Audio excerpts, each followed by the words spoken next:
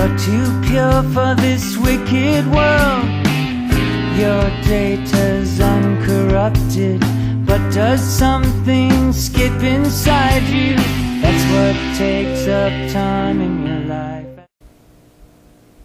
Hi there, welcome back to my hot kitchen. I'm Wendy, and this week you and I are going to tempt your sweetie with an old-time favorite of steak, twice baked potatoes, and little veggies to go alongside it. But before you get to dig into the steak, we're going to be whipping up an appetizer, and then we'll whip up a dessert, just in case you need some energy after dinner. So before you get everything else cooking, you probably want to get your steaks marinating. I've got a nice big set of ribeyes here, and ribeyes are so tender and delicious that I'm just going to keep the seasonings real simple. A little black pepper on top, a little stabbing action just to make sure those flavors get all the way into the meat. And when you're picking out your ribeyes, you want to look for something that has the fat marbled deep into it. That's what's going to give it the very best flavor. And then drizzle just a little touch of Worcestershire sauce on top. Just a few drops will do you. It's packed with flavor. It's also pretty high in salt, which can make the meat a little bit tough. A little bit of red wine over it. And then flip it over and give the other side the same treatment.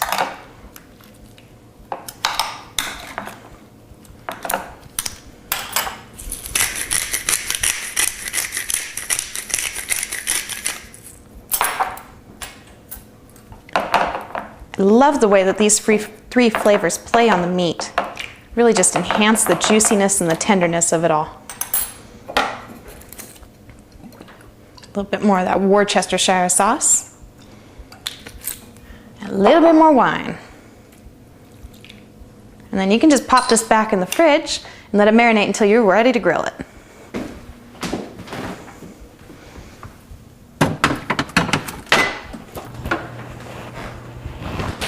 Alrighty, so the next thing to get going is the chipotle dip that will be going with our battered green beans.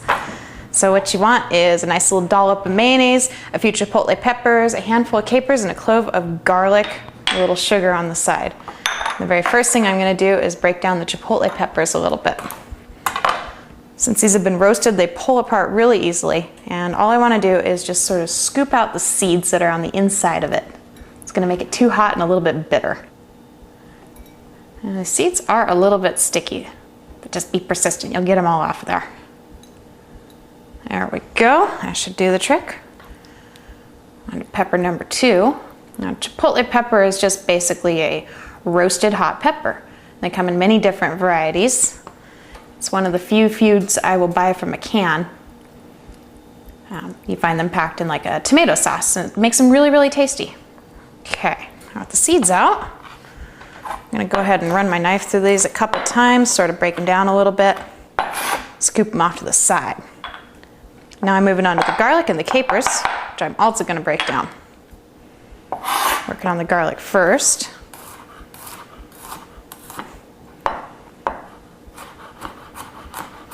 Run my knife through that a couple times. And then I'm going to mix the whole thing together and dice it down until I have a nice fine paste.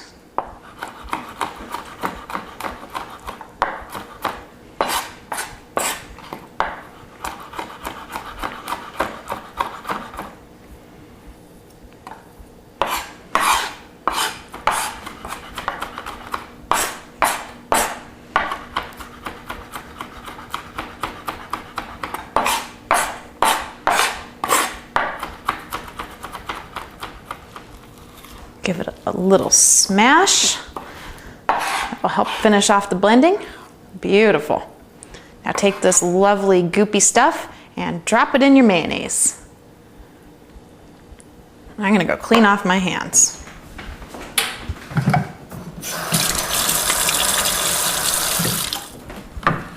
Alrighty.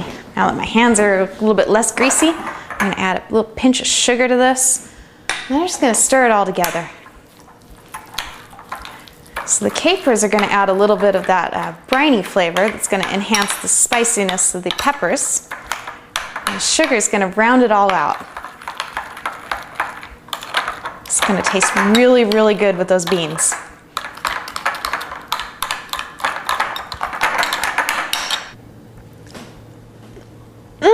That's so good.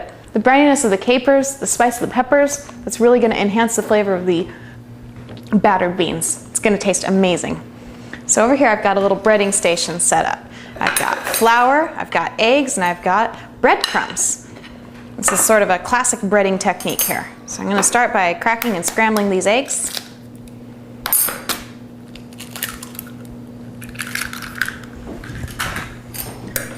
I want to make sure the eggs are a nice light fluffy consistency before you start dipping things into them.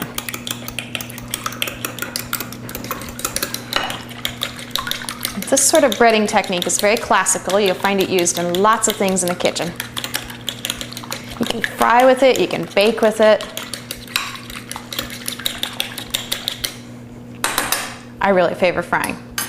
So as for the green beans, you just want them to have a little bit of moisture on them so that the flour sort of sticks to them. So I washed these a little while ago and they still have a little bit of water on them, so what I'm going to do is just drop them here in the flour, toss them until they are all coated, shake off the excess,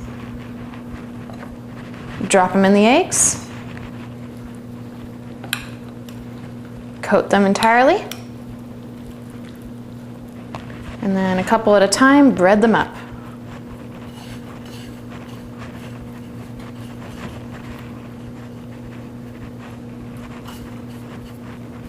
Once you have some breading on them, you can go ahead and drop them in your nice hot oil. Oil at about 320 to 350 degrees should do the trick.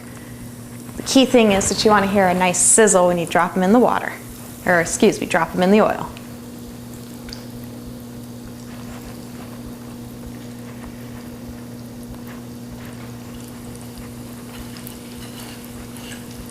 Here's my second batch.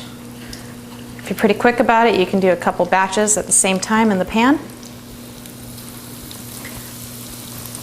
Now, I would normally do this in a deep fryer, but I realize that not everybody at home has a deep fryer, so I'm showing how you do it in a nice deep fry pan.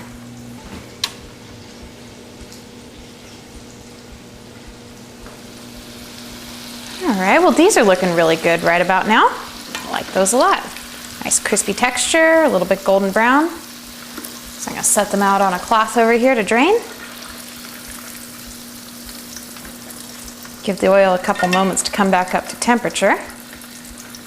And as the beans drain, I'm going to season them with just a little touch of salt.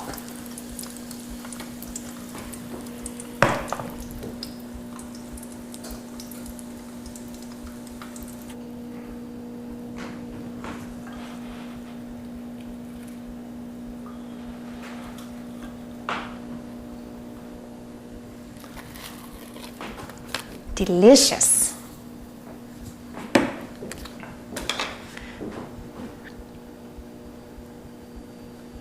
And now, I'm going to put a few of these on a plate. Some for me, some for my sweetie. And then, I'm going to grab my little chipotle dip here, and I'm going to go find them, and I'll be back in a little bit.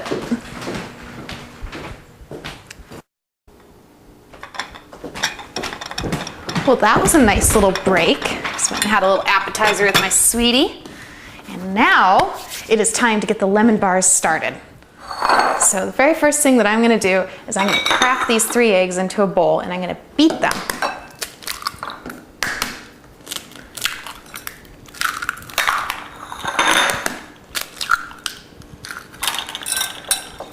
And you can do this with an electric beater or you can do it by hand. Does not require the use of an electric beater to get a tasty lemon bar. What you want to do is beat the eggs until they're light and frothy.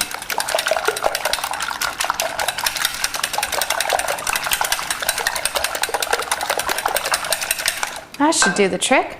Then you want to add your sugar. I have 2 cups of white sugar here.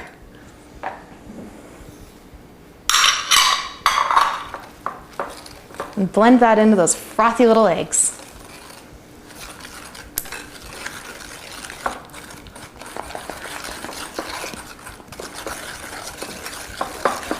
Once the sugar's all dissolved, you're good to add your lemon juice and your lemon zest. I suggest the juice of 3 lemons and the zest of 3 lemons. tablespoon of cornstarch, and just for fun, an ounce of dark rum. Blend that all together until those lumps of cornstarch have disappeared.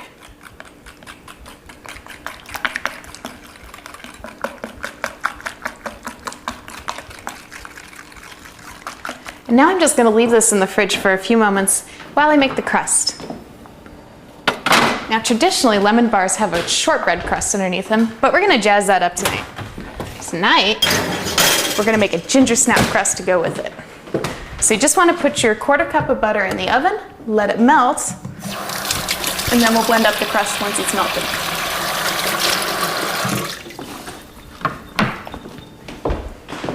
So let's see if the butter's melted yet. Yes, it has. You just want to melt it. You don't want to see it bubbling or boiling or any of that nonsense. And the pan should still be cool enough to handle. So take about a cup of crushed up, finely ground ginger snaps and blend them into the butter. You just want to make sure that all the ground up cookies are covered in butter so that you can pat them into the pan and form a nice little crust.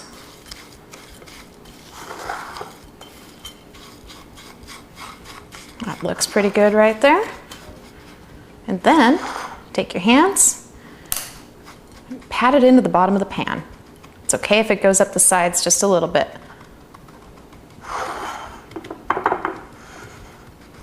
Try to keep it as even as possible.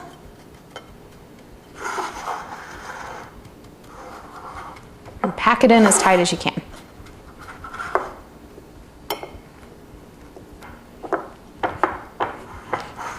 I think that'll do the trick. So now you want to put it back in the oven, keep it at about 350 degrees, and bake it for approximately 10 minutes or until you see that the crust is kind of hardened off. So I think that the crust has had enough time to cook. It's been about 10 minutes. Looks good to me. Yes, feels nice and firm. It's ready to receive the lemon egg mixture. So I'm going to pull that out of the fridge and I'm going to give it another vigorous whisk or two just to make sure it's all thoroughly mixed in there and delicious.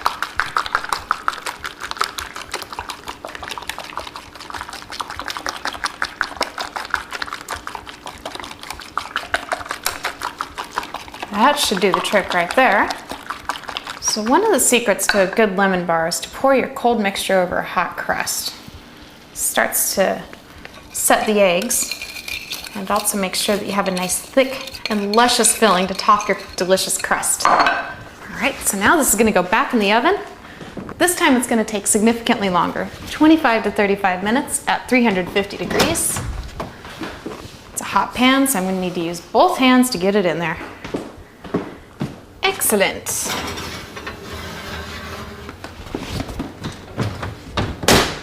Come back and check on that when it's all done. Oh, I'm so excited. I believe these lemon bars are done. Oh yes. Take both hands to get this one out of the oven. Now I can tell it's done because it's like a nice even consistency across the top and I see some bubbles in the middle.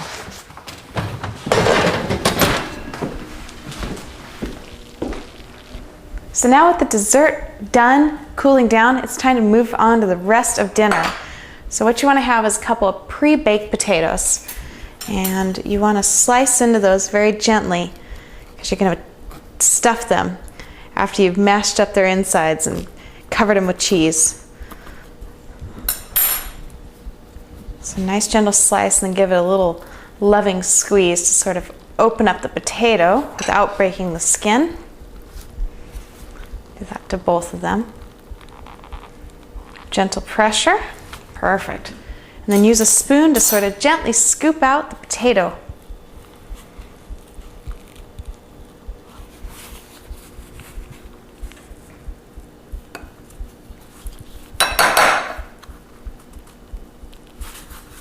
And holding it in your hand to sort of keep it in shape, move the spoon along the skin, freeing up the meat of the potato. Try to be careful not to break the skin because you're going to need it to hold the delicious stuffing inside.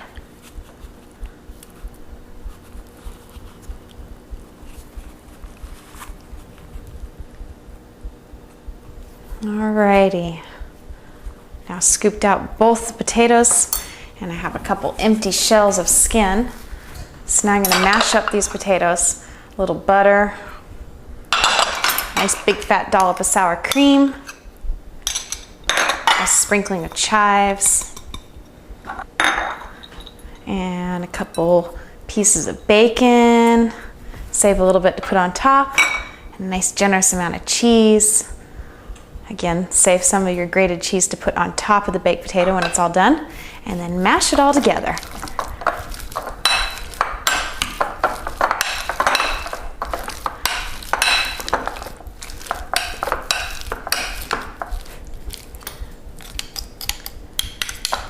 Make sure it gets all mixed in there.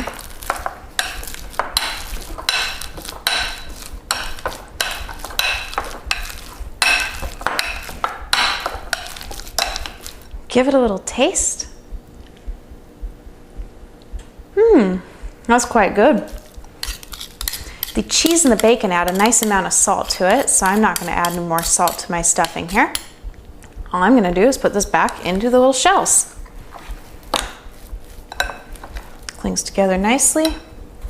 Now don't fret if you happen to have ripped the shell of the skin a little bit. The stuffing that you're going to be putting back in will hold it together anyway.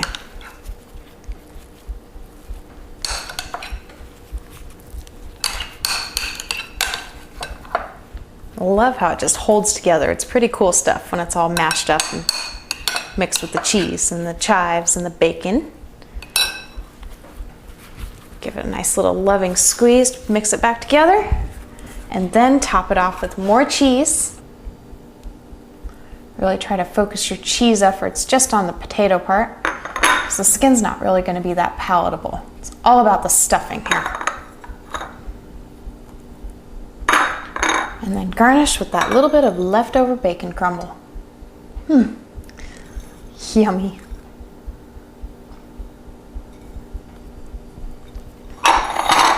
And these are ready to go back in the oven now. Bake these at a nice high temperature, like 400 degrees. Bake them until you see the cheese start to bubble and the bacon start to turn a little bit more crispy. So it is time to get those steaks on the grill. So I'm gonna go ahead and turn on my grill and retrieve my steaks from the fridge. And at the same time, I'm gonna put these lemon bars in the fridge so they can really set up. And you wanna make sure you start with a nice hot grill. Feels pretty good to me. Make sure that you put these guys on the hottest part of the grill. You want to hear a nice loud sizzle when you drop them on there.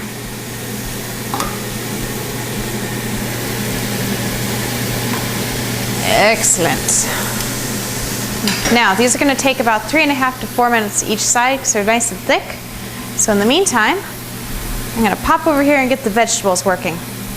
So since these ribeye steaks are so rich, I suggest a nice light vegetable to go alongside them. And tonight I'm going to be mixing up asparagus tips, red bell peppers, and mushrooms. And I'm going to add these to olive oil in my hot saute pan. I'm going to give this a little toss here, just to make sure everything's all coated and happy in there. That looks good. Once it's all coated and happy, I'm going to liven it up with a little bit of lemon dill blend seasoning and some garlic salt.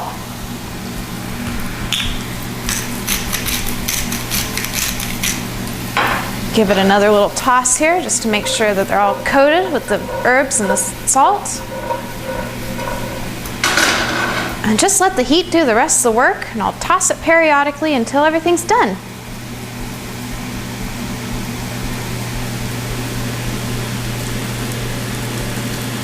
Alright, so I'm starting to see some juices come to the top on the bone there, so I'm going to hit these guys with a little bit more of that delicious marinade.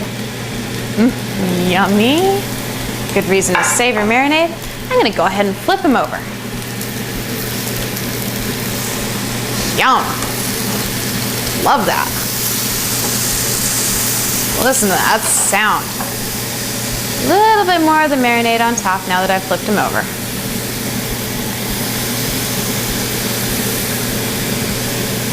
Alright.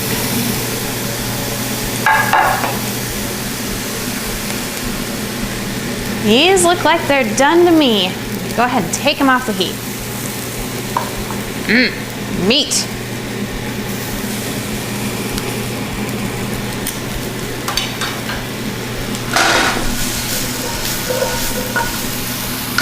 Vegetables are done too, so I'm going to go ahead and put those on the plate alongside.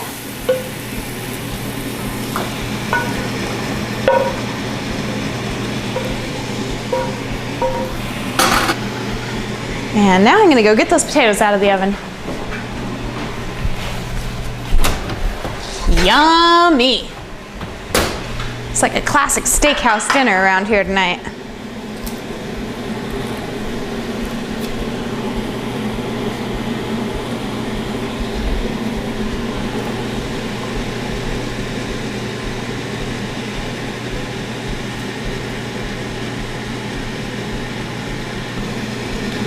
Turn down the noise and turn up the heat in Hot Kitchen. These babies are ready to go on the table.